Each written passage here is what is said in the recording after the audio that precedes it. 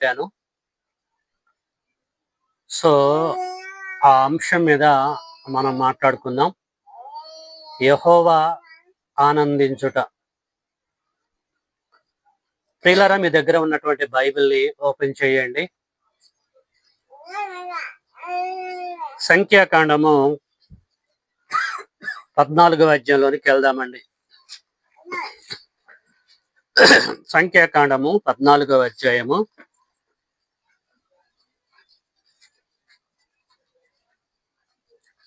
8వ వచనాన్ని నేను చదువుతున్నాను.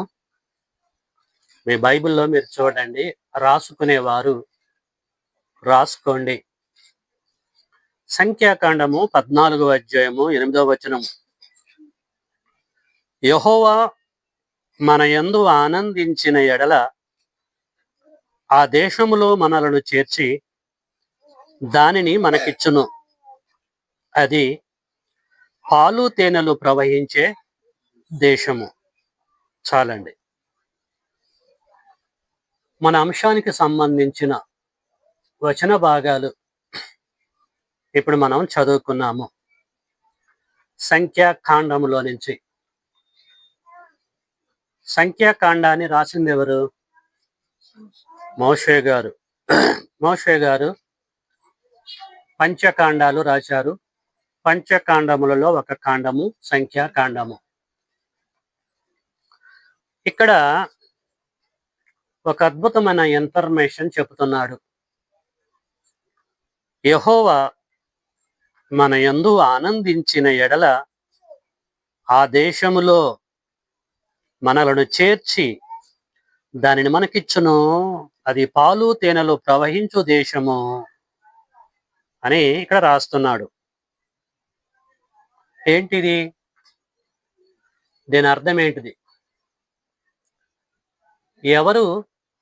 ఎవరికి చెప్పుతున్న సందర్భాన్ని రికార్డ్ చేస్తున్నాడు. మన యందు ఆనందించటం అంటే ఎవరు వీరు అనేటువంటి విషయము మనము గ్రహించాలి. ఇక్కడ ఎవరు చెబుతున్నారు అన్న సంగతి ఫస్ట్ ఆలోచిద్దాం. 14వ అధ్యాయము 6వ వచనం.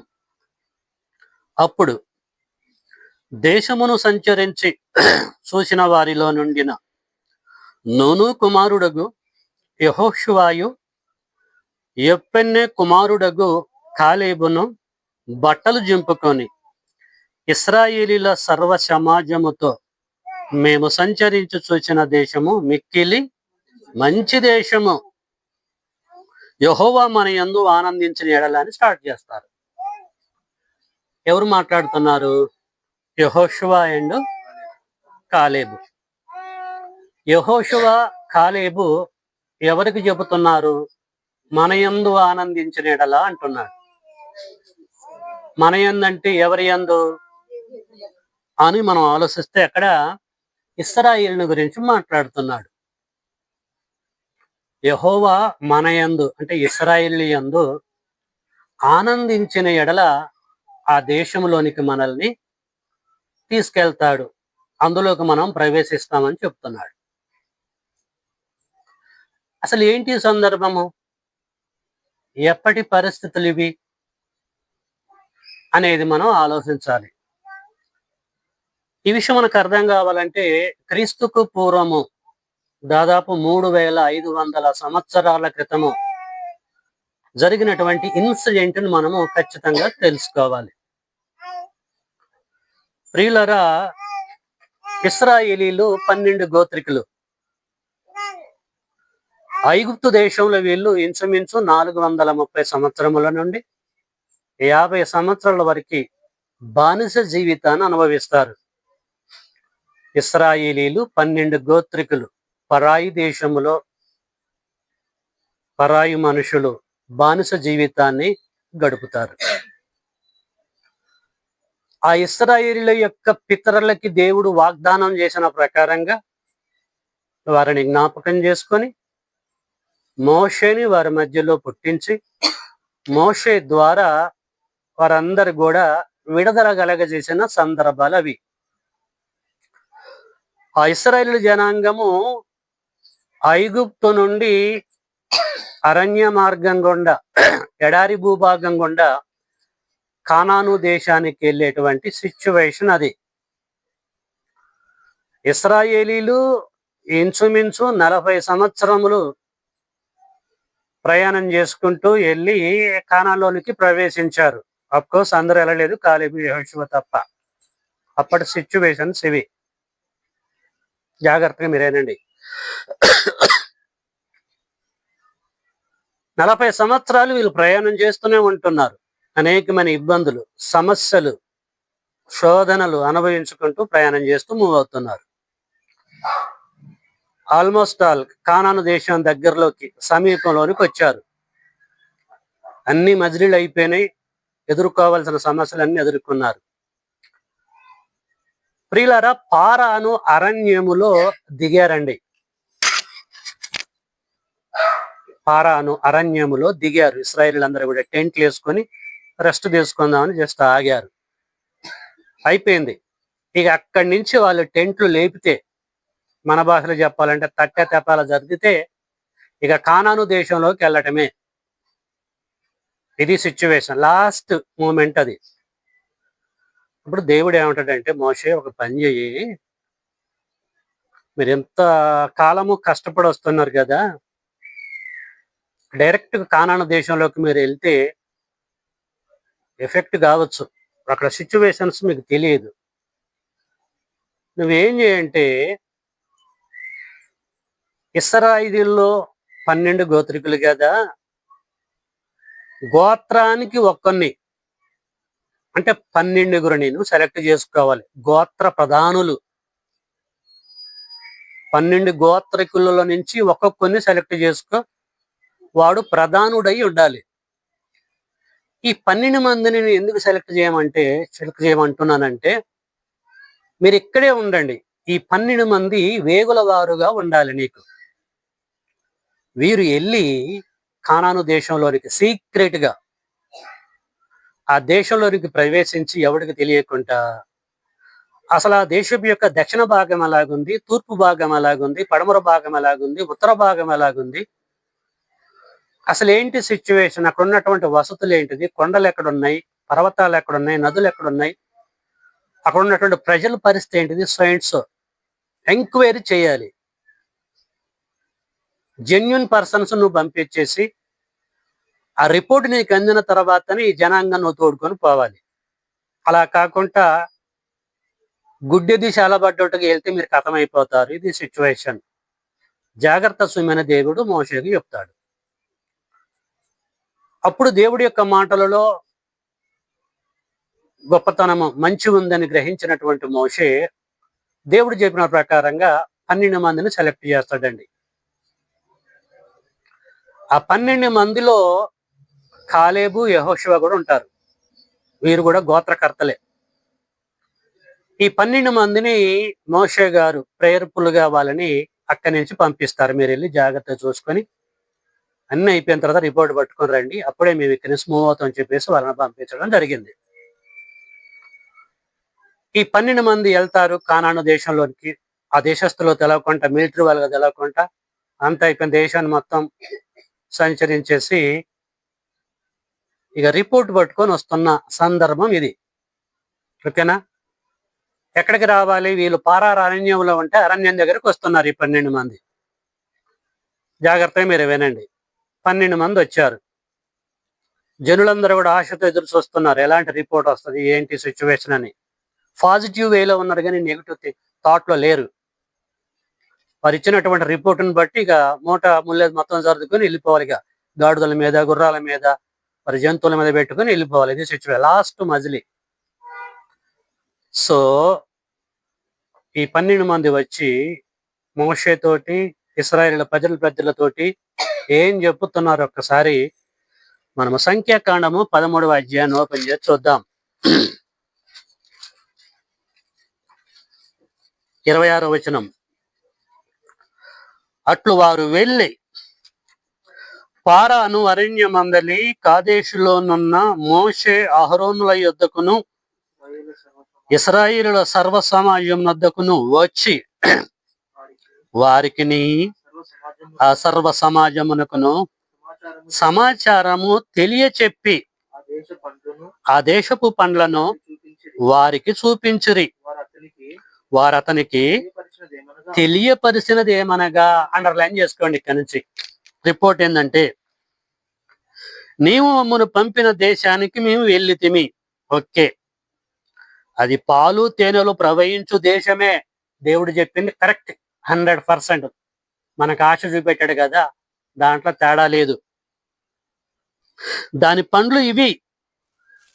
అయితే అక్కడే ఉంది డేంజర్. అయితే అన్నగాడ మనము ఏదో సంథింగ్ ఉందో అనుకోవాలి, కూని ఉంటది అక్కడ. అయితే ఆ దేశములో నివసించు జనులు బలవంతులు. అర్థమైందా అండి? ఆ దేశములో నివసించే జనులు బలవంతులు అనే బిట్టు ఉపయోగించారండి ప్రజల మధ్యలో. ఇప్పుడు ఇశ్రాయేలులో ఉన్నటువంటి ప్రజలు కొంతమంది బలహీనులు ఉంటారుగా, ధైర్యం తక్కువ వాళ్ళు ఉంటారుగా. ఈ మాట వాళ్ళు చెప్పగానే వినేటువంటి వాళ్ళకి ఎలాగుంటదండి? భయపడతారా పడరా? ఆ దేశపు జనులు బలవంతులంటే మేము ఆ దేశంలోకి ఎంటర్ కాం, అయిపోయా, డిగ్రేడ్. రిపోర్ట్ చూడండి ఎలాగ చెప్తున్నారు. అసలు బుద్ధి ఉందా వీళ్ళకి? ఆ దేశపు జనులు బలవంతులనే బిట్టు ఉపయోగించవచ్చా? ఎందుకు ఆ మాట అంటున్నానంటే, 40 ఏళ్ళు బలవంతుడైన దేవుడు వీళ్ళని బలపరుచుకుంటా కాచి కాపాడుకుంటూ వస్తున్నప్పుడు, ఎక్స్పీరియన్స్ చేసినప్పుడు, ఆయన ఉండగా వాళ్ళని పట్టుకొని బలవంతులు అనటము అసలుకి ఎవరికి ఇజ్జతికే సవాలండి? ఇక్కడ దేవుడికి ఇజ్జతికే సవాలు. మోషే బ్లేమ్ అయిపోతాడు. ఇది సిచ్యువేషన్. పైగా మళ్ళీ బలహీనుల మధ్యలో చెబుతున్నారు వీళ్ళు. అయితే ఆ దేశపు జనులు నివసించే జనులు బలవంతులు, వారి పట్టణములు ప్రాకారము గలవి, అవి మిక్కిలి గొప్పవి, మరియు అక్కడ అనాకీయులను మేము చూశాము. ఏమండి? అమాలేకీయులు దక్షిణ దేశములో నివసించుచున్నారు. ఇత్తీయులు, ఎబీసీయులు, హమోరీయులు కొండ దేశంలో నివసించుచున్నారు. కనానీయులు సముద్రము నద్దును యొర్దాను నదీ ప్రాంతములలోను నివసించుచున్నారని చెప్పిరి. కాలేబు మోషే ఎదుట జనులను నిమ్మలపరిసి అంటే టెంప్ట్ అయిపోయారు. ఆల్రెడీ భయం వచ్చేసింది సమాజంలో. వాళ్ళు చెప్తూ ఉంటే ఒక్కొక్కరికి గుండె ధైర్యానికి ఎలాగుంటుంది పరిస్థితి, వామ్మో వామ్మో అని గుండెలు బాదుకుంటారు. అలాంటప్పుడు లాస్ట్ మూమెంట్ లో వీళ్ళ చేతులు పడి చచ్చిపోవడానికి కానీ మేము వచ్చేది, ఇప్పుడు మేమేమి చెయ్యాలి అని అధైర్యపడుతున్నారు, కృంగిపోతున్నారు, కృషించిపోతున్నారు, మోసం మీద తిరగబడుతున్నారు, రెబల్స్ గా తయారయ్యారు. యుద్ధాలు ప్రారంభమైనవి వారి మధ్యలో. ఎవరు అబ్జర్వ్ చేస్తున్నారు? కాలేబు, యెహోషువ. ఈ అట్మాస్ఫియర్ మొత్తం చూస్తున్నారు. అందరు చెప్పలే ఈ రిపోర్టు. 12 మంది వెళ్తే 2 సైలెంట్ అయిపోతే 10 మెంబర్స్ మెజారిటీ పీపుల్ అంతా రాంగ్ రిపోర్ట్ ఇస్తున్నారు వీళ్ళకి. జనాభాలలో 12 గోత్రికులలో గొడవలు, అల్లర్లు, ఏం చేయాలో అర్థం కాక కృంగిపోతున్నప్పుడు ఏం జరిగిందట? కాలేబు మోషే ఎదుట జనులను నిమ్మలపరిచి, మనము ఇన్క్లూడింగ్ మీ, మనము నిశ్చయముగా వెళ్ళేదాము. చూసారండి అక్కడ పాజిటివ్ మాట, నెగిటివ్ మాట. ఇది పాజిటివ్. దేవుడి పిల్లలు పాజిటివ్ గా థింక్ చేయాలి. మన ముందు ఏ తురుమున్నా, మన ముందు ఎంత పెద్ద సమస్య ఉన్నా జాగ్రత్తగా అర్థం చేసుకోండి. వాటికంటే శ్రేష్ఠుడు, వాటికంటే బలవంతుడు మన వెనకాల మన దేవుడు ఉన్నాడని గ్రహించాలి. ఇక్కడ వాళ్ళు 10 మంది ఒకటైపోయి ఒకే మాట ప్రకారంగా వాళ్ళకి చెప్తుంటే, ఇక్కడ మాత్రము కాలేబు పాజిటివ్ వేలో చెప్తున్నాడు. ఏమంటాడండి? 30. కాలేబు మోషే ఎదుట జనులు నిమ్మలపరిచి, మనము నిశ్చయముగా, దట్ మీన్ 100% వెళ్ళుదము, దాన్ని స్వాధీనపరుచుకుందము, దాన్ని జయించుటకు మన శక్తి చాలు. మీరేమో చాలదు అని అంటున్నారు. వాళ్ళని హైలైట్ చేస్తున్నారు, మనల్ని ఏమో డిగ్రేడ్ చేస్తున్నారు. అది చాలుతుంది, ఎదుర్కొనే శక్తి చాలుతుంది. పాజిటివ్ వే మాట్లాడుతున్నాడు ఇక్కడ కాలేబు ప్రియులారా. 31. అయితే అతనితో కూడపోయిన ఆ మనుషులు, అంటే 10 మంది, ఆ మనుషులు, ఆ జనులు, మళ్ళీ వీళ్ళు ఎంటర్ అయిపోయారు. ఆ జనులు మనకంటే బలవంతులు, మనకంటే ఇశ్రాయేలుల కంటే బలవంతులు, మనము వారి మీదికి పోజాలమనిరి. కన్ఫర్మ్ చేస్తున్నారు. వీడెవడండి కన్ఫర్మ్ చేయడానికి? పోయేది ఎవరు, తీసుకెళ్లేది ఎవరు అంటే దేవుడు వీళ్ళకి గనపట్టలే, కన్ఫర్మ్ చేసేస్తున్నారు. నోటికి ఏ మాట వస్తే ఆ మాట చెప్పేస్తారు ఈ 10 మంది. ఈ 10 మంది ఏమన్నా మన భాషలో చెప్పాలంటే రూపాయి రాగాల. హెడ్ పర్సన్స్, ప్రధానులు, గోత్రకర్తలు, గోత్రానికి ప్రధానులు.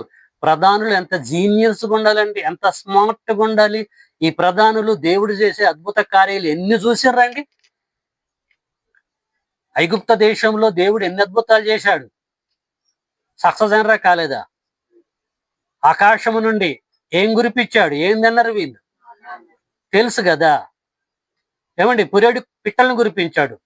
బండ నుండి నీళ్లు రప్పించాడు. బండ నుండి నీళ్ళు వస్తాయండి? బండ నుండే నీళ్లు రప్పించాడు. వీళ్ళు చూశారు కదా. సముద్రాన్ని చీల్చాడు, విజయాన్ని అనుగ్రహించాడు. ఫరో సైన్యాన్ని మొత్తం నాశనం చేశాడు. అన్ని చూస్తున్నారుగా. ఎన్ని ప్రాబ్లమ్స్ వచ్చినా దేవుడు టేకప్ చేశాడు కదా. ఇవన్నీ కూడా వాళ్ళ బ్రెయిన్ లో ఉంటాయి కదండి. ప్రధానులకి ఉండవా? అప్పుడు ఎక్స్పీరియన్స్ తో ఉన్నటువంటి పర్సన్స్ ఏం చెప్పాలండి? నెగిటివ్ థాట్ చెప్పాలా, పాజిటివ్ వేలో తీసుకెళ్లాలా వీళ్ళని? దేవుడి పిల్లలు ఎప్పుడు కూడా పాజిటివ్ వే ఉండాలండి. అర్థం చేసుకోండి. సిచ్యువేషన్ బట్టి కష్టాలు రాగానే, బాధలు రాగానే, మా వల్ల కాదు, మా పని అయిపోయింది, ఘోరమైనటువంటి సమస్య ఉంది అని చెప్పేసి అనుకోకూడదు ప్రియులారా. పర్వతం లాంటి, కొండల లాంటి పెద్ద పెద్ద సమస్యలు మన ముందు ఉన్నా ఏమండి, వాటికి భయపడకూడదు. యెహోవా కలగజేసే రక్షణని ఊరికే మనం నిలబడి చూడాలంతే. ఆయన టేకప్ చేస్తాడు. బుద్ధి లేదు ఈ యొక్క ప్రధానులకి. ఎంత నమ్మకంతో, ఆశతో మోషే వాళ్ళని పంపించినప్పుడు ఎంత జాగ్రత్తగా వర్క్ రిపోర్ట్ తీసుకొని రావాలండి. కన్ఫర్మ్ చేస్తున్నారు. ఏమంటున్నారు? అయితే అతనితో కూడా పోయిన మనుషులు, ఆ జనులు మనకంటే బలవంతులు, మనం వారి మీదకి పోజాలమనిరి. మరియు వారు తాము సంచరించి చూసిన దేశమును గూర్చి ఇశ్రాయేలులతో చెడ్డ సమాచారము చెప్పి, ఒరిజినల్ సమాచారం కాదట, అది రికార్డ్ చేస్తుండే ఇక్కడ పరిశుద్ధాత్ముడు. చెడ్డ సమాచారం, ఫేక్ ఇన్ఫర్మేషన్, రాంగ్ రిపోర్ట్ పరిశుద్ధాత్ముడు రికార్డ్ చేసిండు అంటే ప్రియులారా అర్థం చేసుకోండి. అంటే ఈ 10 మంది కలిసి ఒక మీటింగ్ పెట్టుకుని ఉండొచ్చు. మనకి ఎందుకురా చికాకు, మెజారిటీ ఇస్ ద లా కదా.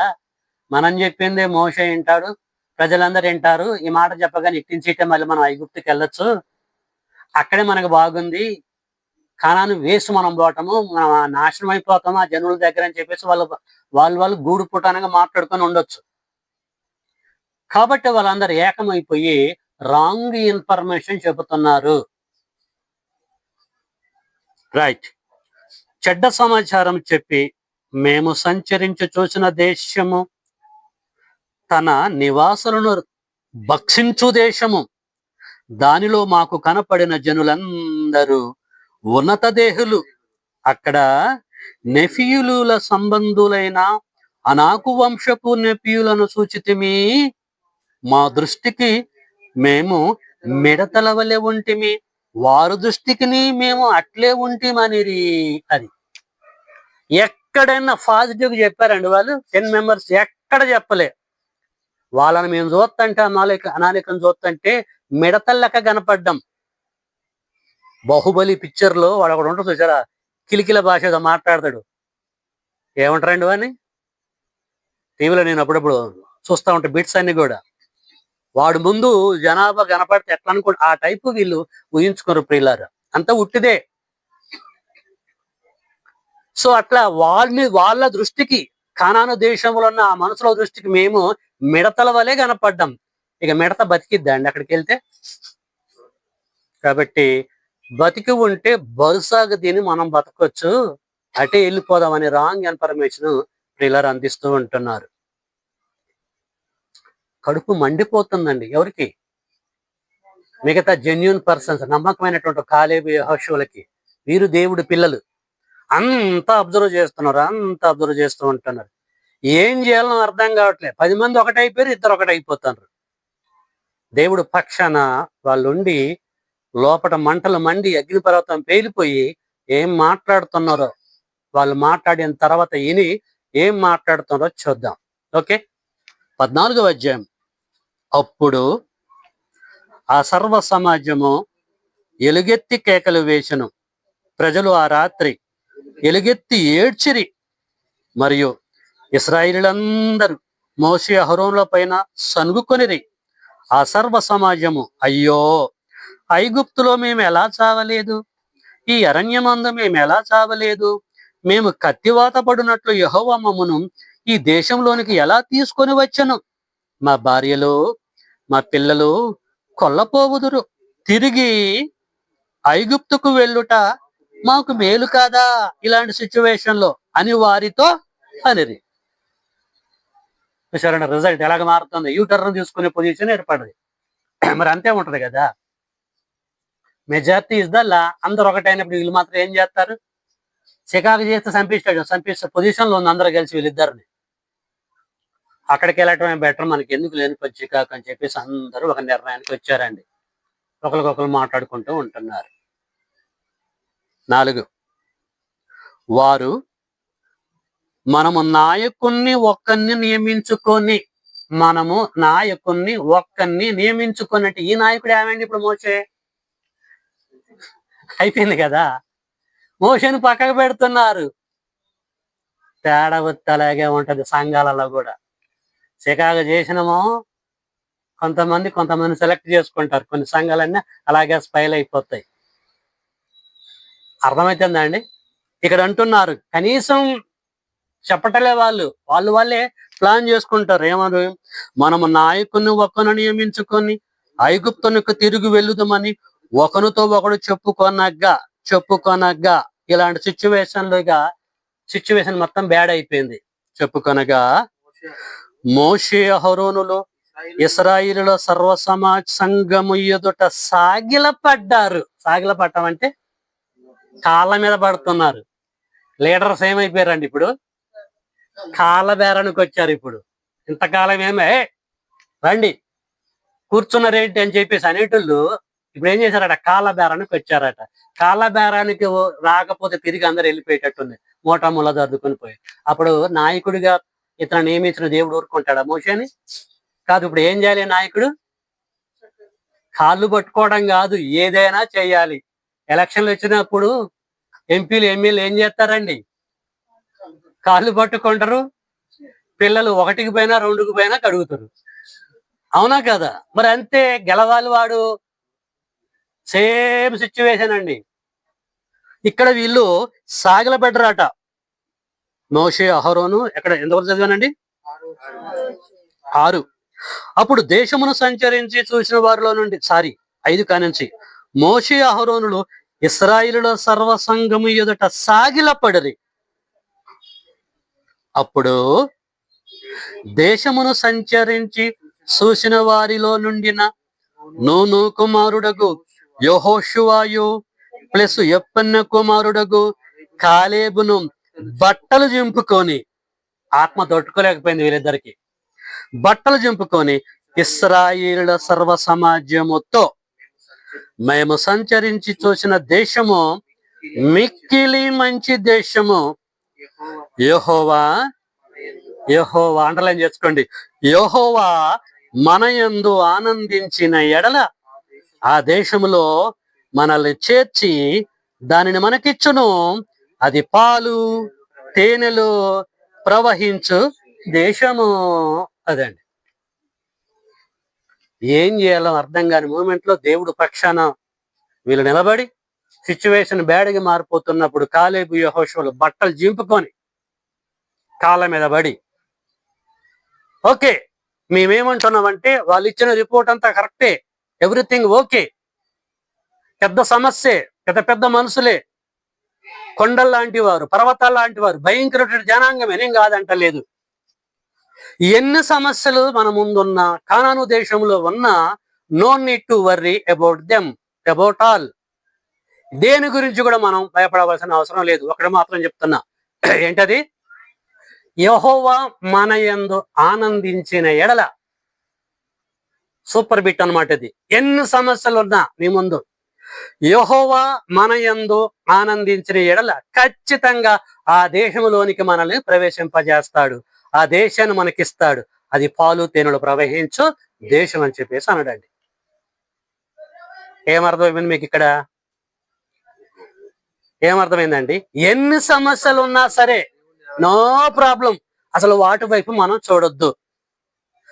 దేవుడు మన యందు ఆనందపడితే ఆ దేశంలోనికి మనల్ని ప్రవేశింపజేస్తాడు. ఒక్కొక్కరిని మొత్తము మన చేతికి అప్పచెప్తాడు. అందరిని మనం హతం చేస్తాము. మనమే విజయాన్ని పొందుతాం. చక్కగా దేశాన్ని మనము స్వతంత్రించుకుంటాం. No problem about that. దాని గురించి ఆలోచించవలసిన అవసరం లేదు. అది ఎప్పుడు జరిగిద్దంటే, ఫస్ట్ యెహోవా దేవుడు మన యందు ఆనందపడాలి అన్న బిట్టు ఉపయోగించండి. యెహోవా ఆనందము, ఇది మన టాపిక్. దేవుని పిల్లలారా, మన ముందు ఏ సమస్య ఉన్నా, మన ముందు ఏ బాధ ఉన్నా, అది కొండలాంటిది ఉన్నా, బండలాంటిది ఉన్నా, భయంకరమైనటువంటి టెర్రబుల్ కండిషన్ ఉన్నా, దానికి మనం భయపడొద్దు, దానికి మనం కృంగిపోవద్దు, దాన్ని కృషించిపోవద్దు, ఏడవద్దు, దుఃఖించొద్దు. ఏది ఉన్నా సరే మనం విజయం పొందాలంటే ఫస్ట్ యెహోవా మన యందు ఆనందించాలి. అర్థం చేసుకోండి.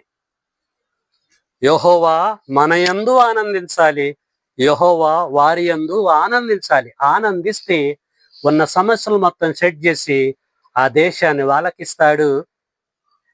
ఈరోజు మనకు కూడా దేవుడు మన దేశాన్ని మనకిస్తాడు. మనం కూడా ఈరోజు ప్రయాణంలో ఉన్నామా లేమా? ఏం ప్రయాణంలో ఉన్నాం? ఇశ్రాయేలీయులు అయితే ఐగుప్తు నుండి కానానికి వెళ్ళే ప్రయాణంలో ఉన్నారు. కానానికి ఇంకా రీచ్ కాలే. మనము క్రైస్తవులము, మనం కూడా ప్రయాణంలో ఉన్నామా లేమా? ఈ లోకం నుంచి పరలోకానికి వెళ్ళే ప్రయాణంలో మనం ఉన్నాము. ప్రయాణం చేస్తున్నాం. మనము బాప్టిజం తీసుకున్నది మొదలుకొని ఈ రోజు వరకు మనము ప్రయాణం చేస్తూనే ఉంటున్నాం. ఆత్మ సంబంధమైన ఒక నాయకుడి యొక్క నాయకత్వములో. అర్థమైతుందా మీకు? పేతురు రాసిన మొదటి పత్రికలోకి వెళ్దాము. అందరు తీయాలి. పేతురు గారు పత్రిక రాస్తూ ఏం చెప్తున్నాడో చూద్దాం. పేతురు రాసిన మొదటి పత్రిక 2వ అధ్యాయము 11వ వచనం. ప్రియులారా, మీరు పరదేశులను, మీరు అంటే మనం క్రైస్తవులం, మీరు పరదేశులను యాత్రికులనై ఉన్నారు అంటున్నాడు. మనము పరదేశులము, యాత్రికులం. మనం యాత్ర చేస్తున్నామండి. అర్థమైతుందా? ఇశ్రాయేలీయులు అయితే 40 సంవత్సరాలు యాత్ర చేశారు అరణ్యంలో. మనము యేసు వచ్చేంత వరకు యాత్ర చేయాలి, లేదు సత్యేంత వరకు యాత్ర చేయాలి. పరలోకం మనం చేరాలి యాత్ర చేసి. మన గమ్యస్థానము పరలోకం. ఇశ్రాయేలీయుల యొక్క గమ్యస్థానము కానాను దేశం. అర్థమవుతుందా? మనము పరలోకం చేరాలన్నా, ఇశ్రాయేలీయులు కానాను దేశానికి వెళ్ళాలన్నా, మన ప్రయాణంలో మన ముందు ఎన్ని సమస్యలు ఉన్నా సరే కృంగిపోవద్దు, కృషించిపోవద్దు. ఖచ్చితంగా ఆ దేశంలోకి మనం వెళ్తాం. ఎప్పుడు? యెహోవా మన యందు ఆనందించాలి, యెహోవా వారి యందు కూడా ఆనందించాలి. ఆయన మన యందు ఆనందించకపోతే, వారి యందు ఆనందించకపోతే అది వారికి దక్కదు, పరలోకం మనకు కూడా దక్కదు. ప్రియులారా, అర్థం చేసుకుంటుంది. ఆనందపడకపోతే ఈ ప్రయాణంలో ఎక్కడో ఒక్కడ తప్ప మనం తప్ప పరలోకానికి మాత్రం మనం వెళ్ళం. అలాగే వారిలో ఆనందం లేదు కనుకనే ఒక కాలేబు, యెహోషువలు మాత్రమే అందులోకి వెళ్ళారు. మిగతా వాళ్ళందరూ కూడా అరణ్యంలో రాలిపోయారు. సో రాలిపోకుండా ఉండాలంటే, ఆ దేశంలోనికి మనం వెళ్ళాలంటే, పరలోకం మనం వెళ్ళాలంటే యెహోవా మన యందు ఆనందించాలి. అది ప్రశ్న. కాలేబు యెహోషువలు చెప్పిన ప్రకారంగా యెహోవా వారి యందు ఆనందించాలంటే వారు ఏం చేస్తే ఎలాగుంటే ఆ మూమెంట్ లో, మనము ఏం చేస్తే ఎలాగుంటే ఈ మూమెంట్ లో యెహోవా ఆనందిస్తాడు. అర్థమైన పాయింట్? యెహోవా మన యందు ఆనందించిన ఎడల దేశంలోకి వెళ్తారు. ఏం చేస్తే వీరు ఎలాగుంటే యెహోవా దేవుడు ఆనందిస్తాడు. వారు మనము ఏం చేస్తే మనం యెహోవా దేవుడు ఆనందిస్తాడు అనేది ఈ రాత్రికాల సమయంలో ఒక 3 లేఖనాలు మనం చూసుకుందాం. యెహోవా మన యందు ఆనందించకపోతే దేన్ని కూడా మనము ఛేదించలేం ప్రియులారా. ఈ లోకంలో చనిపోయిన తర్వాత పరలోకం కూడా మనం వెళ్ళాలంటే యెహోవా ఆనందించాలి.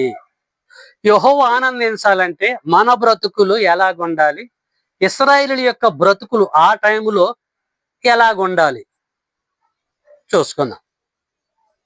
ఓకే, కీర్తనల గ్రంథం 37వ అధ్యాయంలోకి వెళ్దాము.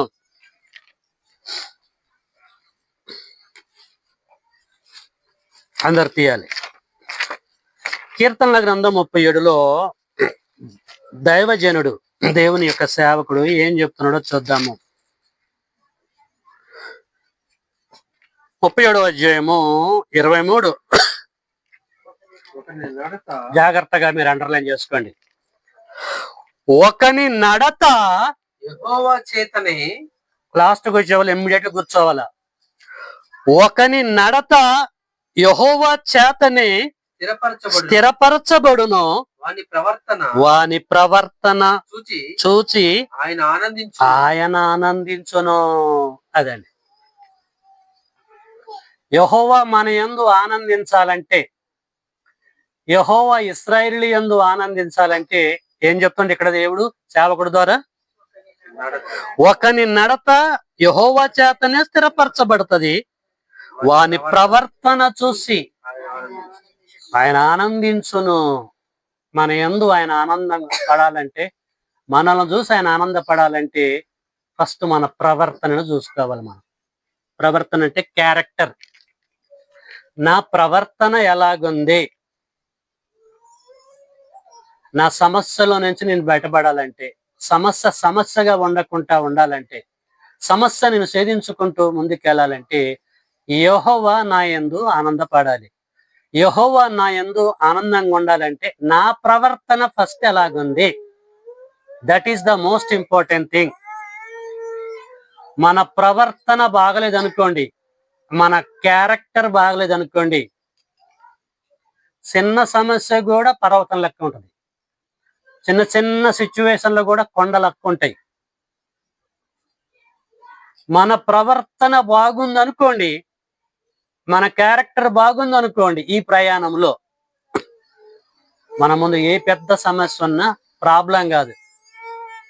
యెహోవా మన యందు ఆనందంగా ఉంటే, మన ప్రవర్తన బాగుంటే వాటిని మొత్తం కూడా సెట్ చేస్తాడు. రూట్ మ్యాప్ అంతా క్లియర్ చేస్తాడు. అర్థమవుతుందా?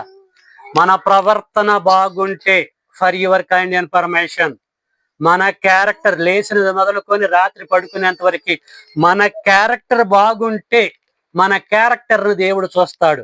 అప్పుడు మన పక్కముడు పెద్ద సమస్య ఉన్నా కూడా సమస్యని సమస్యగా లేకుండా దేవుడు మేఘాన్ని విడిగొట్టినట్టే విడగొడతాడు, విజయాన్ని మనకు దయచేస్తాడు. కాబట్టి character is the most important thing in our day to day life. ప్రవర్తన, మన క్యారెక్టర్ లో ఎర్రర్స్ ఉన్నాయి అనుకోండి, చిన్న సమస్య కొండవలే ఉంటది. దేవుడు మన పక్షాన ఉండడు. ఏమండి, దేంట్లో కూడా మనకి విజయాన్ని దయచేయడు. అదే అంటాడు కాలేబు. పెద్ద పెద్ద మనుషులే వారు, పెద్ద సమస్యలే ఉన్నాయి, నేను కాదంటలే, 10 మందితో నేను కూడా ఏకీభవిస్తున్నా. అయితే యెహోవా మన యందు ఆనందించిన ఎడల, మన ప్రవర్తన కరెక్ట్ గా ఉంటే, ఇశ్రాయేలులారా, 12 గోత్రికులారా, మన ప్రవర్తన కరెక్ట్ గా ఉంటే, భయభక్తులతో జీవిస్తే వాళ్ళందరినీ కూడా మన చేతికి అప్పచెప్తాడు. రాసుకోండి అని చెప్పేసి అంటాడండి. కాబట్టి క్యారెక్టర్ అనేది ఫస్ట్ దేవుడు చూస్తాడు. మన ముఖం చూడడు దేవుడు, మన ప్రవర్తన ఎలాగుంది, మన బ్రతుకు ఎలాగుంది, భయంకరమైనటువంటి బ్రతుక మంది ఏంటి ఎలాగుంది, దేవుడు అంతా కూడా వాచ్ చేస్తాడండి. యెహెజ్కేలు గ్రంథంలో ఒక అద్భుతమైన ఇన్ఫర్మేషన్ ఉంది. 18వ అధ్యాయం అందరు తీయాలి.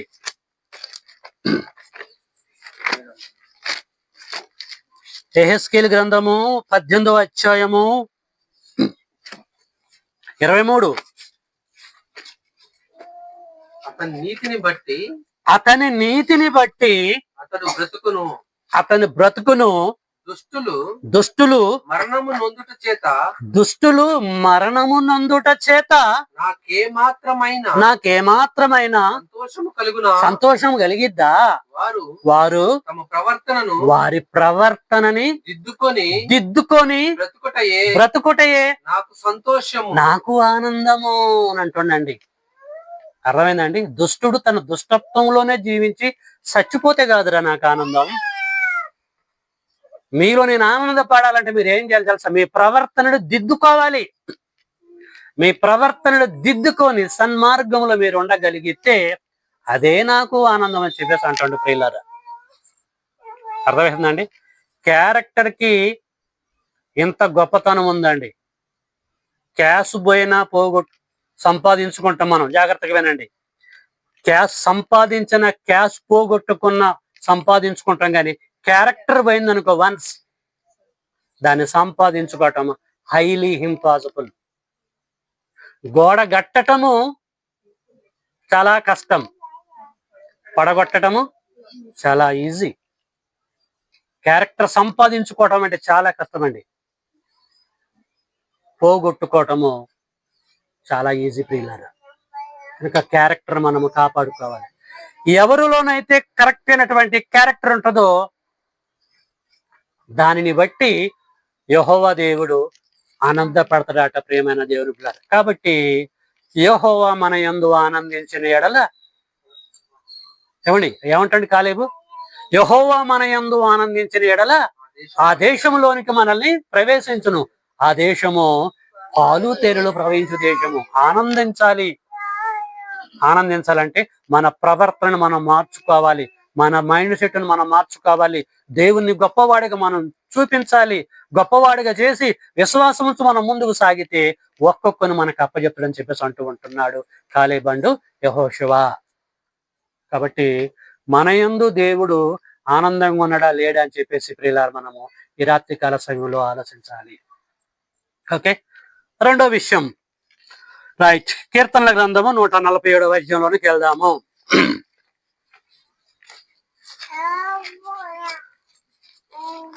కీర్తనల గ్రంథము 147:11 తన యందు 47:11 తన యందు భయభక్తులు గల వారి యందు తన కృప కొరకు కనిపెట్టుకుని వారి యందు యెహోవా ఆనందించువాడై. అర్థమవుతుందండి? దేవుడు మన యందు ఆనందపడాలంటే, దేవుడు మన యందు ఆనందాన్ని చూడాలంటే, మనల్ని బట్టి ఆయన సంతోషపడాలంటే ఏమంటండి ఇక్కడ కీర్తనకారుడు? ఆయన కృప కొరకు కనిపెట్టాలట. ఆయన కృప కొరకు మనము కనిపెట్టాలి. తండ్రివైన దేవా యెహోవా, అబ్రహాము, ఇస్సాకు, యాకోబులకు దేవా, నేను నీ కుమారుని తండ్రి, నీ కుమార్తెని, నీ కృప కొరకు నేను ఎదురు చూస్తున్నానయ్యా. నా కష్టం మీద కాదు, నా బంధువుల కృప కొరకు కాదు, వాళ్ళు చేసే మేలు కొరకు కాదు, నీ కృప కొరకే నేను ఎదురు చూస్తున్నానని చెప్పేసి 100% ఆయన నమ్మితే, ఆయన మీద విశ్వాసం ఉంచితే, అర్థం చేసుకోండి, మన ముందు ఎంత పెద్ద సమస్య ఉన్నా, బాధ ఉన్నా, నెపిలు లాంటి మనుషులున్నా, అమాలేకులు లాంటి మనుషులున్నా, పెద్ద పెద్ద జాతులు, ఏ జాతులు ఉన్నా సరే ఎవడు కూడా మనకి ఎలాంటి హాని చెయ్యడు. ఎందుకంటే ఆయన కృప కొరకు మనము ఎదురు చూస్తున్నాం కాబట్టి. ఆయన కృప కొరకు ఎవడైతే ఎదురు చూస్తాడో వాడికి అందరికి కూడా ప్రియులారా, వాళ్ళందరూ కూడా దేవుడు విజయాన్ని దయచేస్తాడు. జాగ్రత్తగా వినండి. దేవుడి మీద ఏ ఒక్క వ్యక్తి అయితే ఎవరైతే డిఫెండ్ అవుతాడో 100% దేవుడు విడవడు, ఎడబాయడండి, వదులుకోడండి మనల్ని. 100% జెన్యున్ గా ఆయన మీద మనం డిఫెండ్ అయ్యి ఈ లోకంలో ప్రయాణం చేస్తున్నాం అనుకోండి, మనకి ఎంత పెద్ద సమస్య, బాధ, ఇరుకులు, ఇబ్బందులు, కొండల్లాంటివి మన ముందున్నా కూడా వాటిని తొలగిస్తాడండి దేవుడు. తొలగించడా? అరే శూన్యములో నుంచి సృష్టిని పుట్టించిన దేవుడు అండి. లేని దానిని ఉన్నట్టుగా కలగజేశాడు కదండి. మరి అలాంటి దేవుడి మీద నమ్మకం పెట్టుకుంటే కానాను దేశపు ప్రజలు ఎంతండి ఇశ్రాయేలుకు? ఎర్ర సముద్రాన్ని తీర్చలేదా దేవుడు? ఎన్ని అద్భుత కార్యాలు జరిగించాడు, ఎన్నో వీళ్ళు చూశారు కదండి. ఎందుకంటే దేవుడు కృప కొరకు వాళ్ళు చూడలేదు. ఇశ్రాయేలు మిగతా గోత్రికులందరూ కూడా వాళ్ళు 10 మెంబర్స్ చెప్పగానే ఎందుకు కృంగి కృషించిపోతున్నారు? అదే విశ్వాసం ఈ రోజు క్రైస్తవుల కూడా ఉందండి. బాధలు రాగానే, ఇరుకులు రాగానే, ఇబ్బందులు రాగానే డీల్ అయిపోతారమో, నా పని అయిపోయింది, ఏమైపోయింది? నువ్వు నమ్ముకున్న దేవుడు అంత పిచ్చోడా, బిచ్చగాడా, బలహీనుడా, చేరగాని వాడా, ఏమైనా టీబీ రోగంతో బాధపడుతుండా, శక్తిహీనుడిగా ఉన్నాడు? ఆయన బలవంతుడైన దేవుడండి. ఆయన కృప కొరకు మనం ఎదురు చూస్తే ప్రియులరా, మన యందు ఆయన ఆనందపడతాడండి. వారి యందు కూడా ఆనందపడతాడు. యెహోవా మన యందు ఆనందించిన ఎడల, ఆనందించాలంటే ఆయన కృప కొరకు వారు ఎదురు చూడాలి. అని చూడలేదు వాళ్ళు. అక్కడ వెళ్ళిపోదాం అంటారంటే కృప పక్కకు పెట్టేశారు.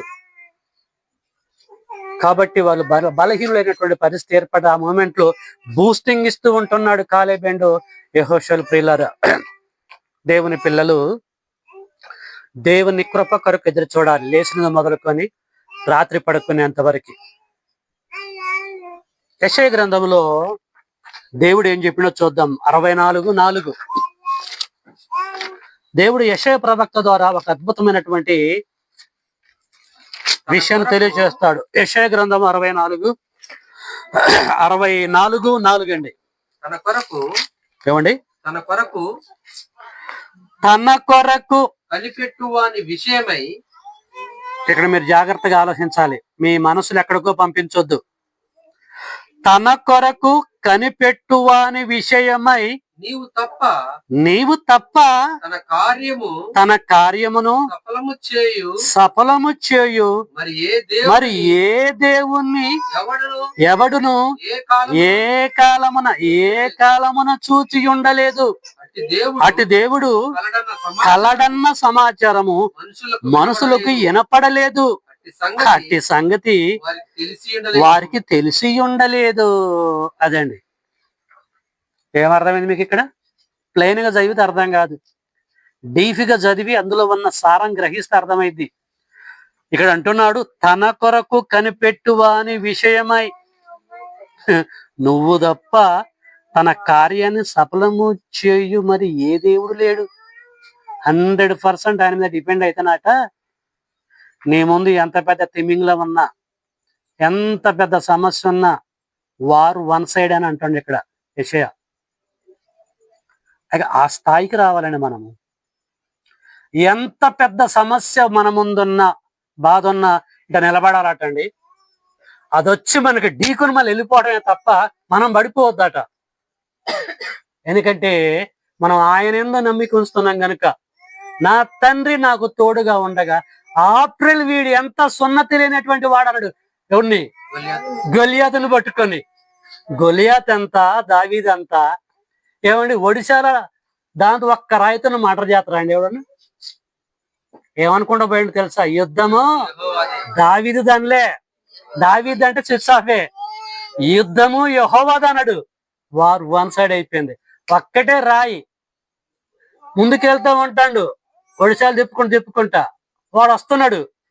వీడేంద్రా, నేను ఇంత పెద్ద మనిషి, నాకు ఇజ్జతికే సవాలి, చిన్న పిల్లగాన్ని వారిలోకి దింపాడు, వీడు ఒడిశాలు తిప్పుకుంటూ వస్తాడు. అసలు నాకు అవమానంగా ఉంది, ఏందిరా కుక్కలెగ్గన పడుతున్నారని చెప్పేసి వాడు అనుకుంటాడు. వచ్చి ఒక్కసారి యూటర్న్ తీసుకుని వెనక్కి పారిపోతా ఉంటాడు. వాడు జబ్బజరుచుకుంటా పారిపోతాడు చూసారని చెప్పేసి ఫీల్ అవుతాడు. ఉరికి రైట్ స్టెప్ తీసుకొని ఒడిశాల సైడ్ తిప్పి ఒక్కటే రాయితోటండి కడితే ఎక్కడ పడదు అది. ఒక్కటే బుల్లెట్ దిగిందా దిగలేదా? దేవుని పిల్లలు ఆ విశ్వాసం ఉండాలండి. నేను నమ్ముకున్న దేవుడు ఆర్డినరీ పర్సన్ కాదు. లోక సంబంధమైన దేవతలలో ఒక దేవతను కాదు నేను నమ్ముకుంది. మహోన్నతుడు సర్వశక్తివంతుడైన నా దేవుడు నాకు ఉండగా ఈ కానానీయులెవడు, ఇత్తీలెవడు, అమాలేకులెవరు, ఫెర్జీలెవరు, రకరకాల యోబీసీలెవరు, వీళ్ళందరూ ఎవరు? 7 జాతుల వారు. వాళ్ళు ఎంత ఉంటేంది? వాళ్ళంతా నా తండ్రి ముందు జీరో అనే పొజిషన్లోకి వాళ్ళు రాలేదండి. తట్టే తప్పాల మోటార్లు మొత్తం సర్దుకొని పోతున్నారు. ఇదేనా అండి ఇశ్రాయేలీయులు అంటే? ఎంత అద్భుతంగా ప్రేమించండి వారని. దేవుడి మీద మేము నమ్మకం పెట్టుకుంటే మా దేవుడు మమ్మల్ని ఖచ్చితంగా చేరుస్తాడనే విశ్వాసం ఎవడు కూడా లేకుండా పోయిందండి. మటన్ తినరా? దేవుడు పెడితే మటన్ తిన్నారు. చికెన్ తినరా? కొండ తేనె తినరా?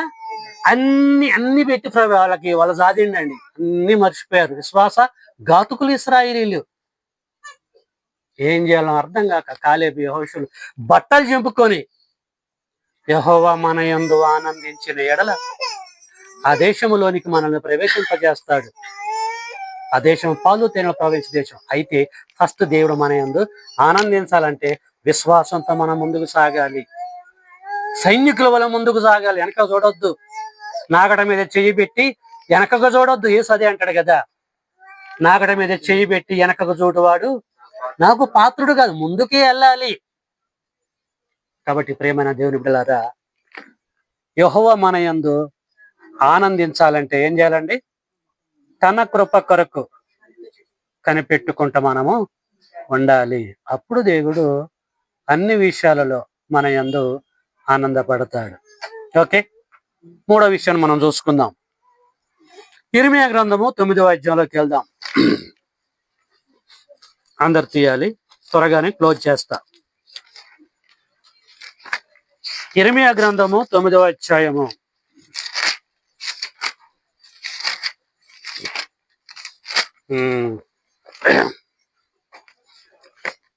24. అతిశయించువాడు జాగ్రత్తగా వినండి. 24. అతిశయించేవాడు దేనిని బట్టి అతిశయింపవలనగా, దేనిని బట్టి అతిశయింపవలనగా. అతిశయించడం అంటే నాకు ఇది ఉంది, నాకు అది ఉంది. చాలా మంది ఫీల్ అవుతా ఉంటారు, మాది ఎంత, మాది అంతా అని.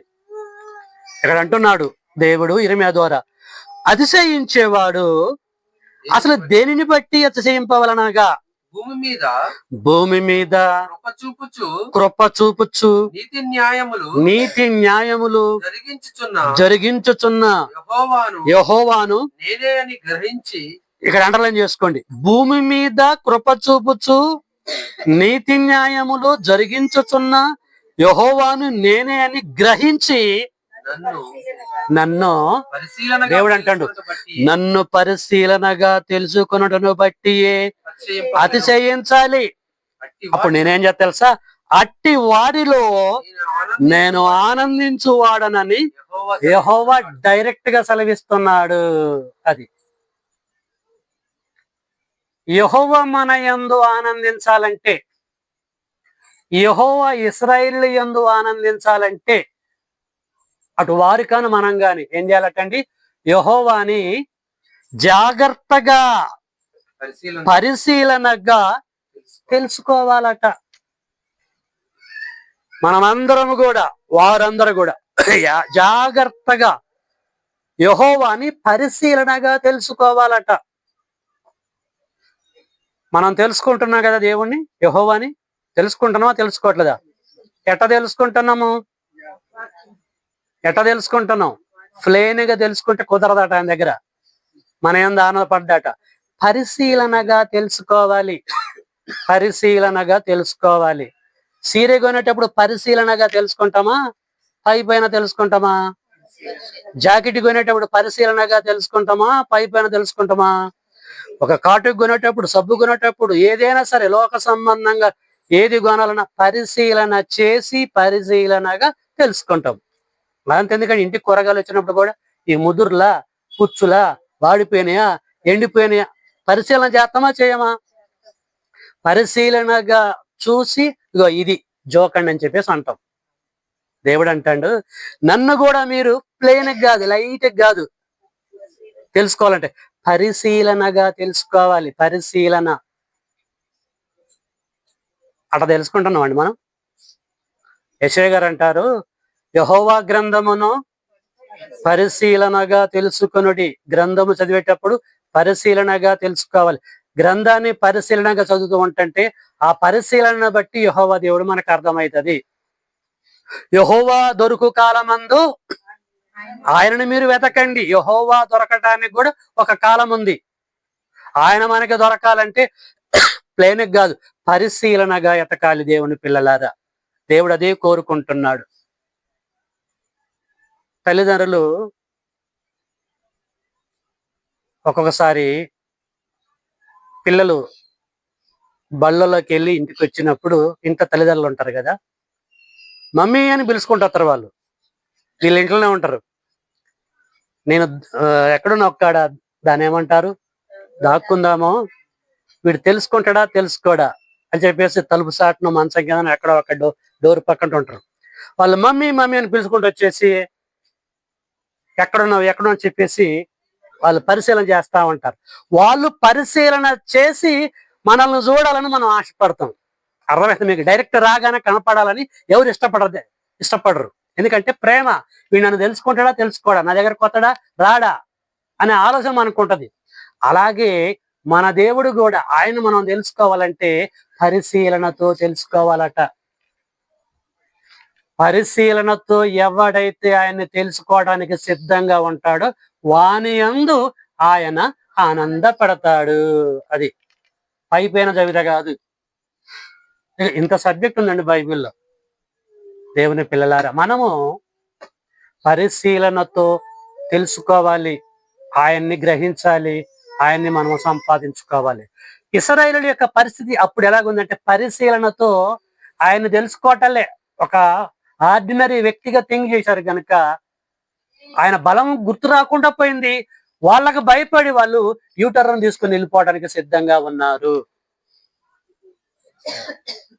కాబట్టి యెహోవా మన యందు లేదు వారి యందు ఆనందపడాలంటే మనము పరిశీలనతో దేవుణ్ణి తెలుసుకోవాలి. ఇదే విషయము ఇక్కడ ఇర్మీయా ఇలాగ చెప్పాడు కదా, దావీదు మరొక రకంగా చెప్పాడు దేవుని తెలుసుకునే విషయంలో.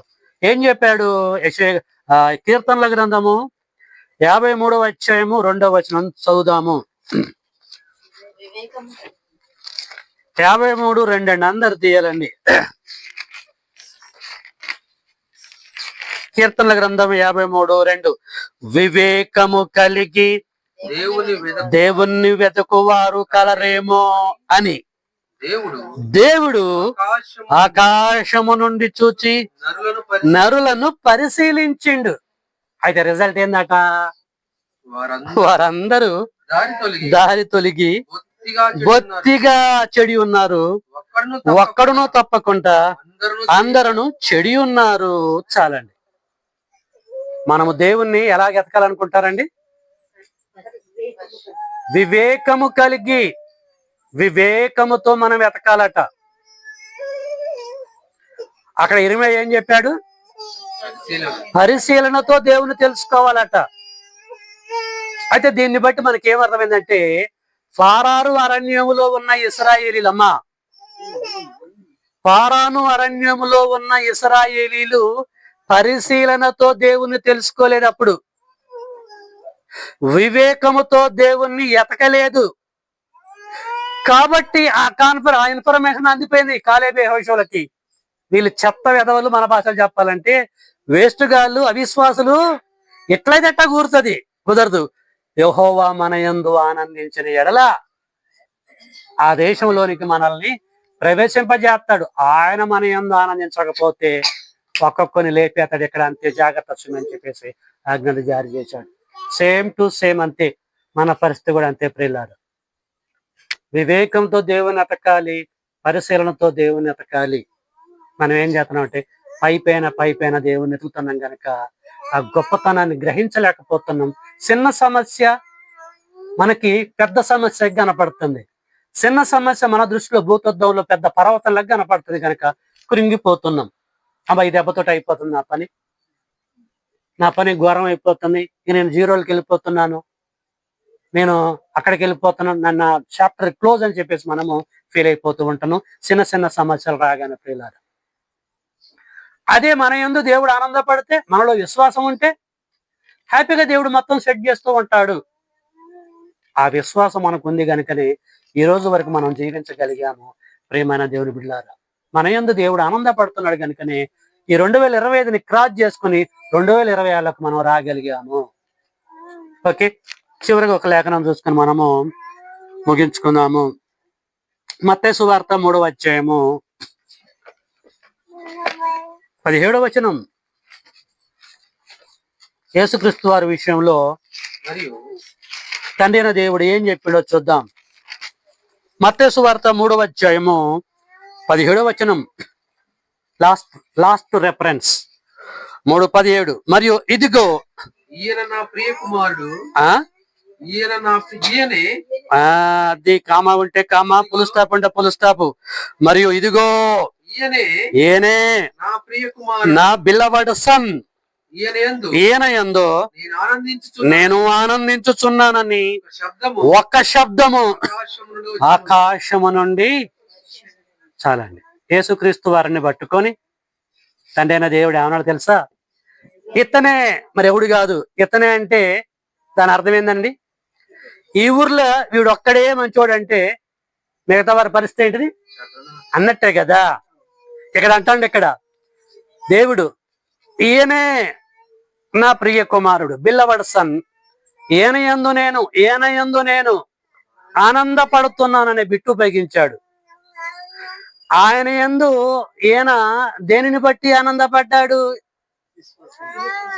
ఆయన ఏం చేశాడు? యేసు దేవుడు సంతోషపడటానికి. బాగానండి. అంతకంటే ముందు ఏం చేశాడండి? బాప్తిజం తీసుకున్నాడు. యోర్దాను నదిలో యోహాను ద్వారా బాప్తిజం తీసుకుని ఒడ్డుకొచ్చినప్పుడు జరిగిన ఇన్సిడెంట్ ఇది. బాప్తిజం తీసుకున్న తర్వాత ఈయనే నా ప్రియ కుమారుడు, ఈయన యందు నేను ఆనందిస్తున్నాను. ఎందుకనగానంటే బాప్తిజం తీసుకొని ఒక మాదిరికరంగా ఉన్నాడు. దేవుని యొక్క అనాదికాల సంకల్పాన్ని నెరవేర్చాడు. లోక మర్యాద చొప్పున లోకమంతా ఇలాగా ఉండటం కొరకు ఆ పని చేయాలని చేశాడు. కాబట్టి ఈయన నా ప్రియ కుమారుడు, ఈయన యందు నేను ఆనందిస్తున్నాను. మరి మన యందు కూడా ఆనందించాలంటే దేవుడు ఏం చేయాలి? మనం ఎంతమంది బాప్టిజం లేకుంటున్నారండి? ఏమ్మా ప్రవీణ్, ఉన్నవా నిద్రపోయినవా? ఇప్పుడు మన యందు దేవుడు ఆనందపడాలంటే మనం ఏం చేయాలి? బాప్టిజం తీసుకోవాలి. దేవుని పిల్లలారా, బాప్టిజం తీసుకుంటే దేవుడు ఆ మనిషి యందు ఆనందపడతాడు. మనమందరం కూడా బాప్టిజం తీసుకున్న వాళ్ళ చేతులు ఎత్తండి. దేవుడు మన యందు ఆనందపడ్డాడండి, పడుతున్నాడు. యెహోవా మన యందు ఆనందించిన ఎడల, కాలేబు అంటాడు యెహోషువలు, ఆ దేశంలోనికి మనల్ని ప్రవేశింపజేస్తాడు. ఈ రోజు మనల్ని కూడా పరలోకం అనే దేశంలోనికి మనల్ని ప్రవేశింపజేస్తాడు. ఎందుకంటే ఆనందపడుతుండే గనుక. ఇలాంటి ఆనందం ఎంతమందిలో ఉంది? ఎంతమందిలో దేవుడు చూస్తున్నాడు? ఇప్పటి వరకు ఎవరైతే బాప్టిజం పొందుకుంటుంటున్నారో దయచేసి అర్థం చేసుకోండి, దేవుడు మీ యందు ఆనందపట్టలేదు అని అర్థం చేసుకోండి. బాధపడుతుండని అర్థం చేసుకోవాలి. అలాంటప్పుడు ఆ దేశంలోనికి, అంటే పరలోకపు దేశంలోనికి ప్రవేశింపజేస్తాడా? తీసుకెళ్తాడా? ఎంతమందిని లేపేసిండండి అరణ్యంలో. ఒక కాలేబు యెహోషువలు మాత్రమే ఎంట్రీ ఇచ్చేశాడు. కాబట్టి దేవుని పిల్లారా, బాప్తిసం అనేది మనం రక్షిస్తుంది. నికోదేముతో యేసు అంటాడు, ఒకటి నీటి మూలంగాను ఆత్మ మూలంగాను జన్మించితేనే, బాప్తిజం తీసుకుంటేనే తప్ప పరలోక రాజ్యంలోకి వాడు ఎంటర్ అని చెప్పేసి అంటాడు. కనుక బాప్తిసానికి ఎంత ప్రాధాన్యత ఉందో ప్రతి ఒక్కరు అర్థం చేసుకోవాలి. బాప్తిజం తీసుకున్న ప్రతి ఒక్కరి విషయంలో దేవుడు ఆనందపడుతున్నాడు, ఆనందపడతాడు. ఓకే, ఆనందానికి సంబంధించిన 4 విషయాలు మనం చూసుకున్నాం. దేవుడు మన యందు ఆనందించాలంటే 4 విషయాలు మీకు నేను చెప్పా. చెప్పగలరా ఏంటో? 1, ప్రవర్తన. మన ప్రవర్తనని మార్చుకోవాలని చెప్పా. అప్పుడు దేవుడు ఆనందపడతాడు. ఇశ్రాయేలు కూడా వారి ప్రవర్తనను మార్చుకోవాలి. నెంబర్ 2 ఏం చెప్పారు? తన కృప కొరకు, దేవుడు ఇచ్చే కృప కొరకు మనం అందరం కూడా ఎదురు చూడాలి. ఆ కాలంలో ఇశ్రాయేలు కూడా ఎదురు చూడాలి. చూడలేదు కనుక భయపడ్డారు ఆ దేశంలోకి పోమని. 3వది ఏం చెప్పాను నేను? దేవుణ్ణి పరిశీలనతో, వివేకముతో తెలుసుకోవాలి. తెలుసుకుంటే వారి యందు దేవుడు ఆనందపడతాడని చెప్పారు. And last and final 4th thing, 4వది ఏం చెప్పానండి? బాప్తిసం అనేది ప్రతి ఒక్క వ్యక్తి తీసుకోవాలి. ఎందుకంటే బాప్తిజంలో పాపములు కడిగి వేయబడతాయి, పరిశుద్ధులు అవుతారు. దేవుడు సంకల్పానుసారంగా పుట్టినటువంటి వారు పుట్టినట్టుగానే ఉన్నట్టు వారు అవుతారు. వారు చనిపోయిన తర్వాత పరలోకం అనే దేశంలోనికి వారు ఎంట్రీ అవుతారు. కాబట్టి ఈ ఆనందం అనేది మనలో లేకపోతే దేవుని పిల్లలారా, మన ప్రయాణములో చివరి గమ్యాన్ని మనం చేరంగానే మధ్యలో మనం రాలిపోతాము. మధ్యలో రాలిపోయినామంటే అంటే పరలోకం పోతాం అన్న దాని అర్థం. పాతాళ లోకానికి మనము వెళ్ళిపోతాం. పాతాళ లోకానికి వెళ్ళిపోతే అక్కడ ఏమైనా ఏసీలు ఆన్ చేసి కుర్చీలు ఏసీ కూర్చోబెట్టి దేవుడు విశ్రాంతిని ఇస్తాడండి? అక్కడ అగ్ని ఆరదు, పొరుగు చావు. కాబట్టి ప్రియులారా, ఇంత భయంకరమైనటువంటి పరిస్థితి రాబోతుంది ప్రయాణము చేసేటువంటి మనకి. అర్థమవుతుందండి? కాబట్టి మనం ఏం చేయాలంటే, మనము చనిపోయేంత వరకు, యేసుక్రీస్తు వారు వచ్చేంత వరకు ప్రయాణంలో ఉండబోతున్నాం కనుక యెహోవా మన యందు ఆనందపడే విధంగా మన బ్రతుకుని ప్రజల మధ్యలో కొనసాగించాలి. అప్పుడు ఆ దేశంలోనికి, ఏది కానాన్లోకి కాదు, అమెరికా కాదు, సింగపూర్, మలేసియా కాదు, ఆ దేశములోనికి ఇప్పుడు ప్రయాణం చేస్తాను, ఆ దేశములోనికి మనల్ని ప్రవేశింపచేస్తాడు. ఈ క్వాలిటీస్ లేకపోతే ఆయన సంతోషపడడు. ఆయనే సంతోషపడకపోతే ఆ లోకం మనకు దక్కిద్దా?